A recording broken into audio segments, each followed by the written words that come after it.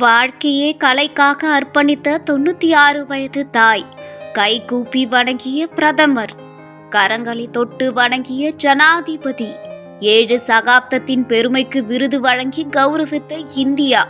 பல்வேறு துறைகளில் சிறந்து விளங்குறவங்களுக்கு கௌரவிக்கும் வகையில பத்ம விருதுகள் அறிவிக்கப்பட்டு இதுல முதல் கட்டமா 21 பேருக்கு டெல்லி ராஷ்டிரபதி பவன்ல விருது வழங்கும் விழா மிக சிறப்பாக நடந்து முடிஞ்சிருக்கு. விழாவில் கைத்தாங்களாக அழைத்து வரப்பட்ட 96 வயது கலைத்தாய் ஒருத்தவங்களுக்கும் ஜனாதிபதி திரௌபதி முர்மு அவர்களின் கைகளால் பத்மஸ்ரீ விருது வழங்கப்பட்டது.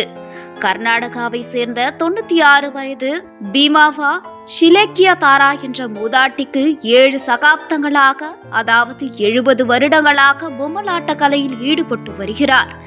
எளிமையாக கையை கூப்பியபடி இவர் விருது வழங்கிய போது அனைவரும் எழுந்து நின்றனர். அப்படிப்பட்ட வாழ்வு உயரிய கலைத்தாய்க்கு தான் இந்த விருது வழங்கியிருக்காங்க.